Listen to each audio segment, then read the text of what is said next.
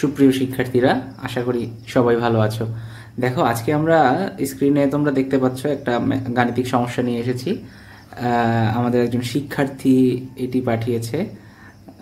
কি বলেছে, প্রথমে উদ্দীপকটা আছে, নেক্সট ঘটা প্রবলেম। আচ্ছা, প্রথমে উদ্দীপক, তারপরে ঘ নম্বর প্রশ্ন, দুইটা যে ছবি পাঠিয়েছে। আমরা যদি উদ্দীপকটা দেখি, চলো সমাধান করার চেষ্টা করি। দৃশ্যকল্প 1, একটি ক্ষুদ্র দৈর্ঘ্য পরিমাপক। আচ্ছা, ঘ নম্বর, আচ্ছা যাক, আমরা উদ্দীপকটা দেখি প্রথমে। একটি ক্ষুদ্র দৈর্ঘ্য পরিমাপক যন্ত্রের প্রধান স্কেলের ক্ষুদ্রতম 1/1 মান 1 মিলিমিটার। তারপরে যন্ত্রটির ভার্নিয়ার স্কেলের 20 ভাগের দৈর্ঘ্য প্রধান স্কেলের 10 ভাগের দৈর্ঘ্যের সমান।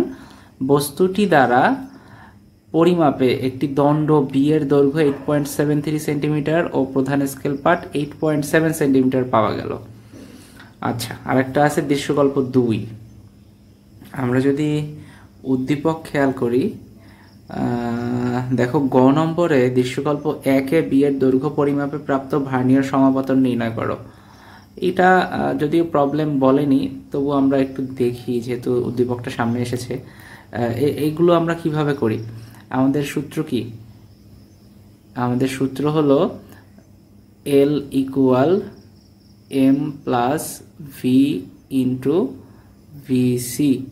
তাহলে আমাদের ভিসি এর ভ্যালু বের করতে হবে। উদ্দীপকে আমাদের দেয়া আছে ভিসি ইকুয়াল, এখানে হবে S by N.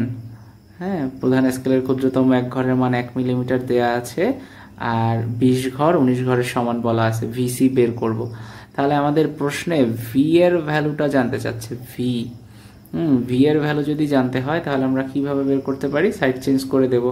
Side change করলে কি হবে? ভি ইন্টু ভিসি ইকুয়াল হয়ে যাবে এল মাইনাস এম। তাহলে ভি বা ভার্নিয়ার সমাপতন, তাহলে আমাদের ভার্নিয়ার সমাপতন ভি এর ভ্যালু কি হবে? ভি ইকুয়াল হচ্ছে L minus M divided by VC. এটা করলে আমাদের গ এর সলিউশন হয়ে যাবে। আচ্ছা, এটা আমরা বুঝতে পেরেছি আশা করি। আমরা ঘ নম্বরে চলে যাই। দৃশ্যকল্প 2-এ পি এর আয়তন ও এক পৃষ্ঠের ক্ষেত্রফল পরিমাপে আপেক্ষিক ত্রুটির তুলনা করো। মূলত যে প্রবলেমটার কথা বলেছে, ঘটা প্রবলেম। আচ্ছা, এখানে ঘ নম্বর প্রশ্নটা দেখো, দৃশ্যকল্প 2-এ পি এর আয়তন ও এক পৃষ্ঠের ক্ষেত্রফল পরিমাপে আপেক্ষিক ত্রুটির তুলনা করতে বলেছে। আমরা তাহলে প্রথমে দৃশ্যকল্প 2টা একটু দেখি। দৃশ্যকল্প 2 কি বলেছে? দৃশ্যকল্প 2-এ বলা আছে, এই যে দৃশ্যকল্প 2, একটি ঘনক আকৃতির বস্তু। আমরা ঘনক চিনি সবাই, তাই না? ঘনক আকৃতির বস্তু কেমন হয়? যার সবগুলো সাইড সমান। আমরা যারা রুবিক্স কিউব চিনি, তারা খুব সহজে বুঝতে পারবো একটা ঘনক আকৃতির বস্তু কেমন হয়। এরকম একটা ঘনক আকৃতির বস্তু ধরে নিলাম, বস্তু পি। এটার নামকরণ করছে পি, যাই হোক। এর এক বাহুর পরিমাপকৃত দৈর্ঘ্য। তাহলে দেখো, এটা একটা বাহু, এরকম যে কোনো দিকে বাহু থাকবে। এই বাহুর পরিমাপকৃত দৈর্ঘ্য 5.5 সেন্টিমিটার। আচ্ছা, যাতে আপেক্ষিক ত্রুটি 7%। আবার আপেক্ষিক ত্রুটিও আছে। আমাদের কি জানতে চেয়েছে? আমাদের ঘ নম্বর প্রশ্নে জানতে চেয়েছে দৃশ্যকল্প 2-এ পি এর আয়তন ও এক পৃষ্ঠের ক্ষেত্রফল পরিমাপের আপেক্ষিক ত্রুটির তুলনা করো। আচ্ছা, আমাদের কিন্তু ডাবল ম্যাথ দিয়ে দিয়েছে। তোমরা যদি একটু খেয়াল করো, যেহেতু ঘনক আকৃতির বস্তু, আমরা জানি কি ঘনকের সবগুলো সাইড, এইটা এইটা এইটা, মানে সবগুলো সাইড কি সমান। তোমরা একটা রুবিক্স কিউব হাতে নাও, রুবিক্স কিউব হাতে নিয়ে দেখো তো রুবিক্স কিউবের সব দিক সমান কিনা। এবং আমরা জানি কি একটা ঘনকের 6টি তল থাকে। হ্যাঁ, এরকম 6টি তল, সব দিক সমান। এবং দেখো, রুবিক্স কিউবটা হাতে নাও, হাতে নিলেই তুমি দেখতে পাবে, বা এরকম একটা ঘনক আকৃতির বস্তু, যে কোনো একটা পৃষ্ঠের ক্ষেত্রফল কেমন হয়? একটা পৃষ্ঠ বা একটা তল যদি আমরা চিন্তা করি, দৈর্ঘ্য এবং প্রস্থ সমান হলে সেটা বর্গক্ষেত্রের ক্ষেত্রফলের যে সূত্র এ স্কয়ার, সেইভাবে আমরা এই যে এক পৃষ্ঠের ক্ষেত্রফল নির্ণয় করতে পারি, যেটা আমাদের জানতে চেয়েছে এক পৃষ্ঠের ক্ষেত্রফল। আর আয়তন কিভাবে বের করব? আয়তন বের করতে গেলে যে কোনো এক পৃষ্ঠের, যেহেতু যে কোনো একটা সাইডের দৈর্ঘ্য দেওয়া আছে 5.5, আমরা যদি দৈর্ঘ্যের ঘন করে দেই বা কিউব করে দেই, তাহলেই কিন্তু আয়তন বের হয়ে যাবে। কিন্তু আমাদের কি জানতে চেয়েছে? আমাদের জানতে চেয়েছে পি এর আয়তন ও এক পৃষ্ঠের ক্ষেত্রফল পরিমাপের আপেক্ষিক ত্রুটির তুলনা করো।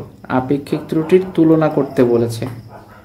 প্রথমে আমরা যদি উদ্দীপকটা ভালোভাবে বুঝে যাই। দেখো, ঘনকাকৃতির বস্তু পি এর এক বাহুর পরিমাপকৃত, তাহলে এই ধরে নিলাম এটা আমাদের একটা ঘনক। এই ঘনকাকৃতির বস্তুটার নামকরণ করছে পি। এই পি এর যে কোনো এক বাহু, হ্যাঁ যে কোনো এক বাহু, এই বাহু হোক এই বাহু হোক, যে কোনো এক বাহুর দৈর্ঘ্য 5.5 সেন্টিমিটার।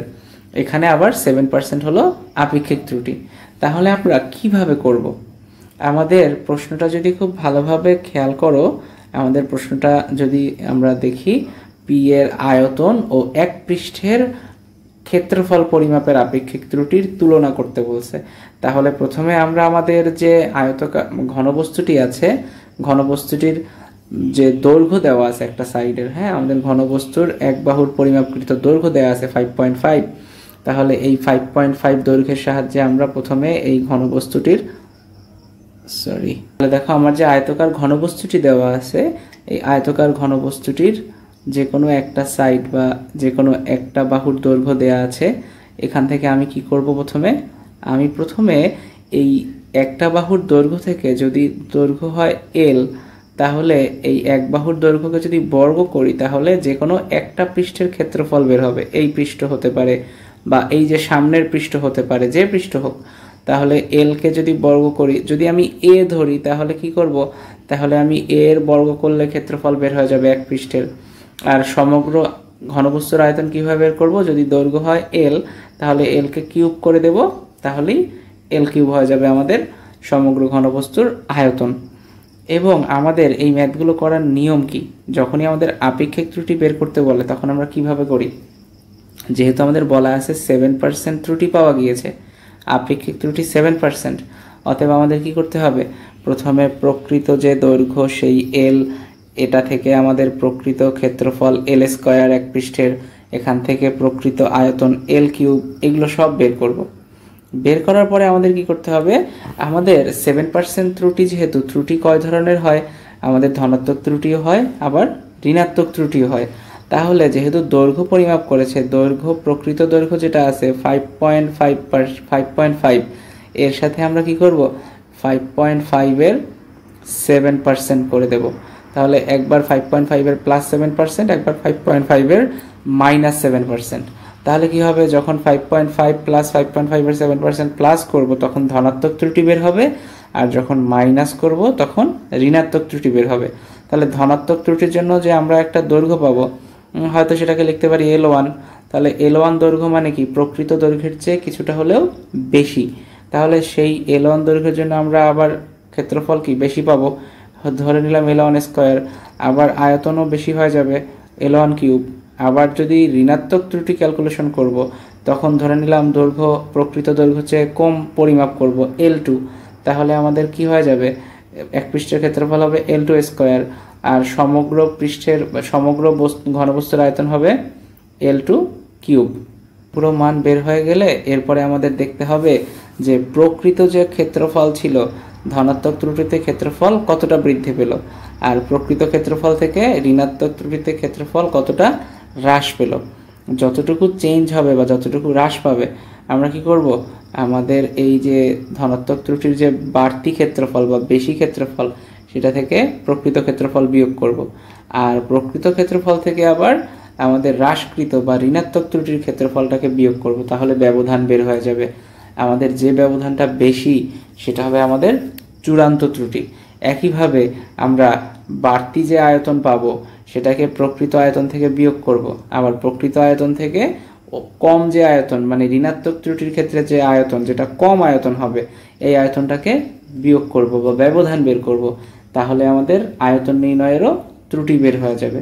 তখন কি করা যায়? তখন আবার সর্বোচ্চ যে বা চূড়ান্ত যে ত্রুটি, ওইটাকে প্রকৃত মান দিয়ে ভাগ করলে আপেক্ষিক ত্রুটি বের হয়ে যাবে। আমাদের আপেক্ষিক ত্রুটি বের করার সূত্র তোমাদের মনে আছে নিশ্চয়ই। আপেক্ষিক ত্রুটির সূত্র কি? আপেক্ষিক ত্রুটির সূত্র হলো চূড়ান্ত ত্রুটি ডিভাইডেড বাই কি হবে? চূড়ান্ত ত্রুটি ডিভাইডেড বাই প্রকৃত মান। আমাদের প্রকৃত যে মান সেটা দিয়ে ভাগ করব, ইন্টু কি করব? ইন্টু করব 100%। আপেক্ষিক ত্রুটি সবসময় শতকরায় বের করতে হয়। তাহলে আমরা চলো খাতা কলমে ম্যাথটি করে ফেলি। তাহলে আমি প্রশ্নটি লিখে চলে এলাম। দেখো আরেকবার প্রশ্নটি দেখি একটি ঘনক আকৃতির বস্তু পি এর এক বাহুর পরিমাপকৃত দৈর্ঘ্য 5.5 সেন্টিমিটার, যাতে আপেক্ষিক ত্রুটি 7%। আচ্ছা, কি জানতে চেয়েছে ঘ নম্বর প্রশ্নে? দৃশ্যকল্প 2 এ পি এর আয়তন ও এক পৃষ্ঠের ক্ষেত্রফল পরিমাপে আপেক্ষিক ত্রুটির তুলনা করো। তাহলে আমরা পি এর আয়তনও নির্ণয় করতে পারবো, এক পৃষ্ঠের ক্ষেত্রফলও পরিমাপ করতে পারবো। কিভাবে? ঘনকাকৃতির বস্তুর যেহেতু দৈর্ঘ্য দেওয়া আছে, আমরা কি জানি ঘনকাকৃতির বস্তুর সব দিকের দৈর্ঘ্য সমান হয়, তাহলে যে কোনো এক পৃষ্ঠের ক্ষেত্রফল মানে কি এ স্কয়ার, আর আমাদের সম্পূর্ণ ঘনকাকৃতির বস্তুর আয়তন কি হবে? এ কিউব। তো আমরা লিখে ফেলি, সমাধান করে ফেলি। আমাদের কি বলা আছে? ঘনকাকৃতির বস্তু পি এর দৈর্ঘ্য 5.5 সেন্টিমিটার দেয়া আছে, তাহলে লিখে ফেলি। দেয়া আছে দৈর্ঘ্য, আমি শর্টকাটে লিখে ফেললাম, তোমরা ডিটেলস লিখে পড়ো যে ঘনকাকৃতির বস্তুর দৈর্ঘ্য। তাহলে এখানে এল, এটা দেয়া আছে 5.5 সেন্টিমিটার। তাহলে যদি এর এক পৃষ্ঠের ক্ষেত্রফল আমরা নির্ণয় করি, এক পৃষ্ঠের ক্ষেত্রফল, হ্যাঁ, এক পৃষ্ঠের ক্ষেত্রফল, এক পৃষ্ঠের ক্ষেত্রফল কি হবে? এ স্কয়ার বা এল স্কয়ার, এল ধরেছি তাহলে এল স্কয়ার, এল স্কয়ার মানে 5.5 এর হোল স্কয়ার, এটা চলে আসবে আমাদের 30.25 সেন্টিমিটার স্কয়ার। আর যদি আয়তন নির্ণয় করি, আয়তন, আয়তন কি হবে? দৈর্ঘ্য এ ধরলে এ কিউব, এখানে দৈর্ঘ্য এল ধরেছি তাহলে হয়ে যাবে এল কিউব, মানে 5.5 এর হোল কিউব। এইটি করলে আমাদের আসছে 166.37 সেন্টিমিটার কিউব, যেহেতু আয়তন একক হয়ে যাচ্ছে সেন্টিমিটার কিউব। তাহলে আমাদের দেখো, প্রথমে উদ্দীপকের যে তথ্য দেয়া আছে, একটা বস্তুর ঘনকাকৃতির বস্তুর এক বাহুর দৈর্ঘ্য দেওয়া আছে, তাহলে এক বাহুর দৈর্ঘ্যকে বর্গ করলে যে কোনো এক পৃষ্ঠের ক্ষেত্রফল বের হয়ে গেল, আর দৈর্ঘ্যটাকে যখন ঘন করলাম বা কিউব করলাম তখন সমগ্র ঘনবস্তুর আয়তন বের হয়ে গেল। কিন্তু এখানে কি বলা আছে? আপেক্ষিক ত্রুটি 7%। তাহলে যেহেতু দৈর্ঘ্য পরিমাপে আপেক্ষিক ত্রুটি, যেহেতু দৈর্ঘ্য পরিমাপের আপেক্ষিক ত্রুটি 7%, তাহলে 7% আপেক্ষিক ত্রুটি মানে কি? 7% প্রকৃত দৈর্ঘ্যের চেয়ে 7% বেশি পরিমাপ করেছে, আবার প্রকৃত দৈর্ঘ্য যা তার চেয়ে 7% কমও হতে পারে। তো আমরা দুইটাই দেখি। ধনাত্মক ত্রুটি যদি হয়, প্রকৃত দৈর্ঘ্যের চেয়ে যদি বেশি পরিমাপ করে, তাহলে ধনাত্মক ত্রুটির ক্ষেত্রে কি হবে? আমরা লিখতে পারি সম্ভাব্য বৃহত্তম দৈর্ঘ্য। তাহলে সম্ভাব্য বৃহত্তম দৈর্ঘ্য মানে দৈর্ঘ্য যদি বড় হয় সেক্ষেত্রে কত হতে পারে? আমাদের পরিমাপ হলো 5.5, এর সাথে 5.5 এর 7%, তাহলে 5.5 × 7/100, তার সাথে 5.5 যোগ করে দেব, তাহলে আমরা ক্যালকুলেটরে কত পাচ্ছি? 5.885 সেন্টিমিটার। এটা হলো সম্ভাব্য বৃহত্তম দৈর্ঘ্য। তাহলে যদি সম্ভাব্য বৃহত্তম দৈর্ঘ্য পেয়ে যাই, তাহলে আমাদের ক্ষেত্রফল কি এটা থাকবে? ক্ষেত্রফলও কি হয়ে যাবে দৈর্ঘ্যের সাথে সাথে, যেহেতু দৈর্ঘ্যটা আর আগের মতো নেই, তাহলে ক্ষেত্রফলটাও বড় হয়ে যাবে। এক্ষেত্রে আমরা এটাকে L1 লিখতে পারি, যেহেতু এটা L ছিল প্রকৃত দৈর্ঘ্য, এবার বৃহত্তম দৈর্ঘ্য লিখলাম L1। সুতরাং সম্ভাব্য এক পৃষ্ঠের ক্ষেত্রফল, বৃহত্তম ক্ষেত্রফল কি হবে? L1 এর স্কয়ার, এক পৃষ্ঠের ক্ষেত্রফলটাও তো বড় হয়ে যাবে, তাহলে 5.885 এর হোল স্কয়ার। এটাকে বর্গ করলে আসবে সম্ভাব্য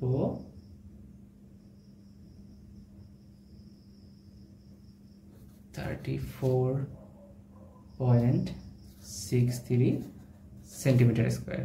আচ্ছা, এটা হলো সম্ভাব্য বৃহত্তম দৈর্ঘ্য, এটা হবে আমাদের এক পৃষ্ঠের বৃহত্তম ক্ষেত্রফল। এবার দৈর্ঘ্য যেহেতু বড় হয়ে গেল, ক্ষেত্রফল যে কোনো একদিকে কি বড় হয়ে যাবে, একই সাথে আমাদের আয়তনটাও বড় হয়ে যাবে।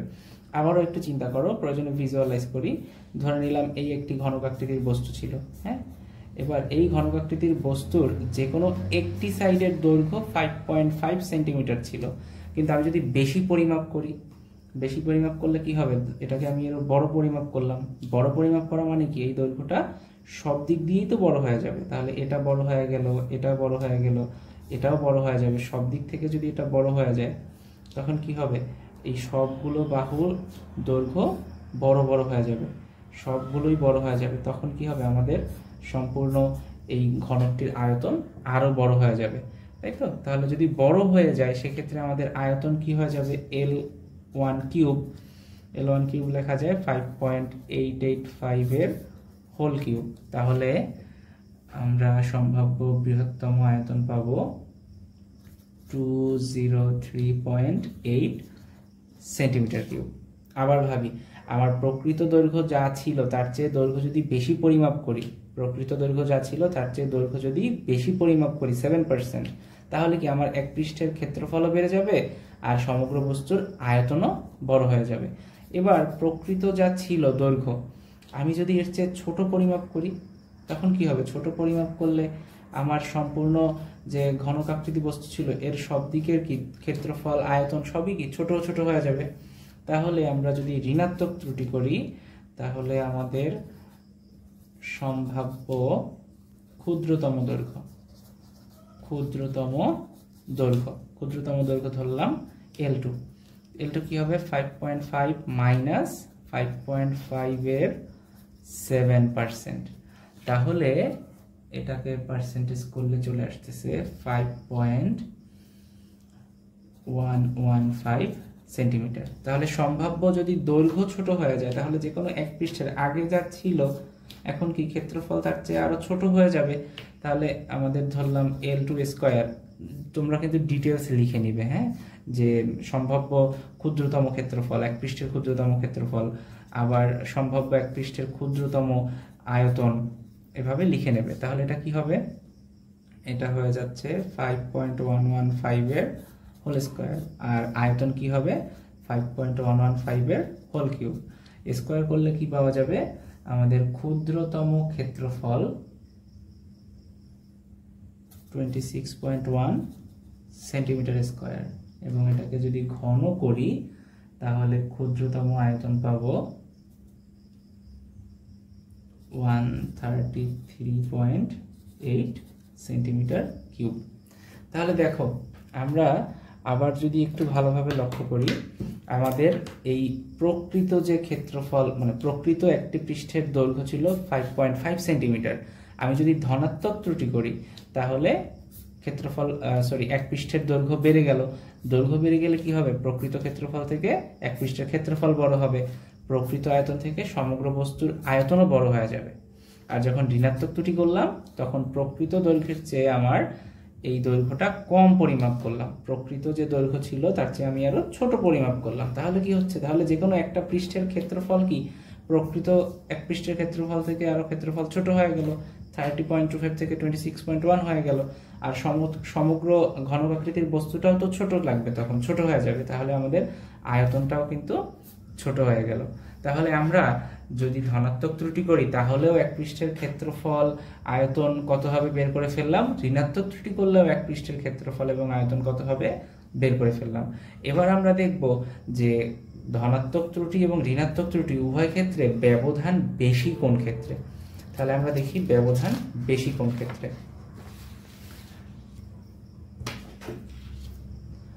ধনাত্মক ত্রুটির ক্ষেত্রে ব্যবধান, হ্যাঁ, ধনাত্মক ত্রুটির ক্ষেত্রে ক্ষেত্রফল, এক পৃষ্ঠের ক্ষেত্রফল ডিটেলস লিখে নিও, ক্ষেত্রফল পরিমাপে ব্যবধান। দেখো, ক্ষেত্রফল পরিমাপে যদি ব্যবধান আমরা ক্যালকুলেট করতে চাই, আমাদের প্রকৃত ক্ষেত্রফল যা ছিল ধনাত্মক ত্রুটির সময় ক্ষেত্রফল আরো বেশি পরিমাপ করেছি, তাহলে আমাদের ব্যবধান কি হবে, ধনাত্মক ত্রুটির ক্ষেত্রে ব্যবধান ক্ষেত্রফল পরিমাপে 34.63 এটা থেকে 30.25 বিয়োগ করে দেব।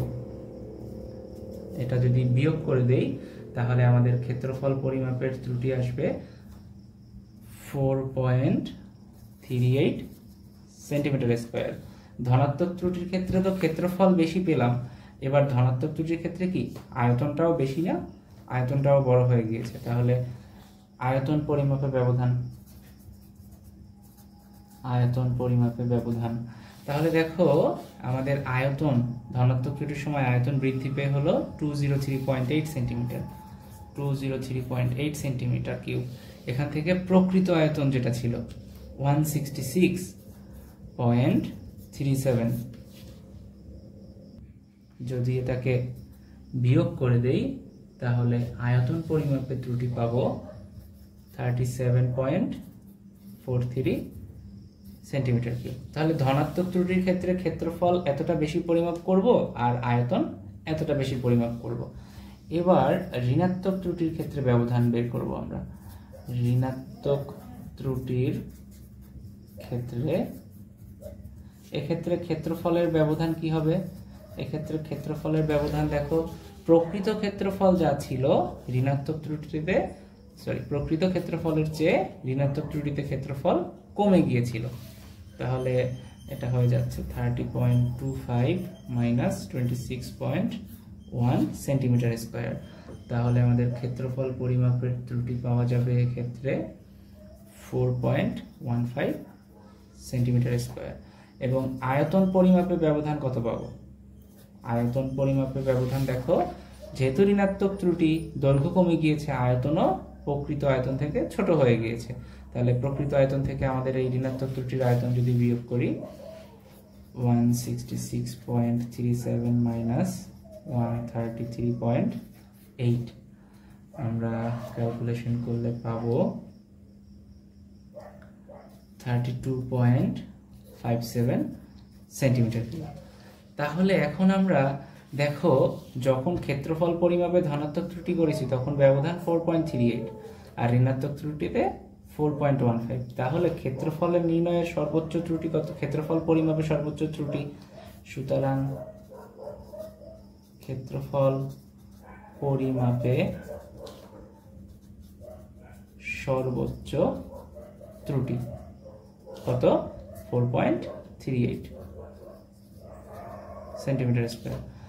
এবং আয়তন দেখো, আয়তন পরিমাপের সর্বোচ্চ ত্রুটি, যখন ধনাত্মক ত্রুটি করেছি তখন ত্রুটি করলাম 37.43 সেন্টিমিটার কিউব, আর ঋণাত্মক ত্রুটিতে 32.57, তাহলে এটাও 37.43 সেন্টিমিটার কিউব। এটা হলো আমাদের সর্বোচ্চ ত্রুটি। এবার আমরা কি করব?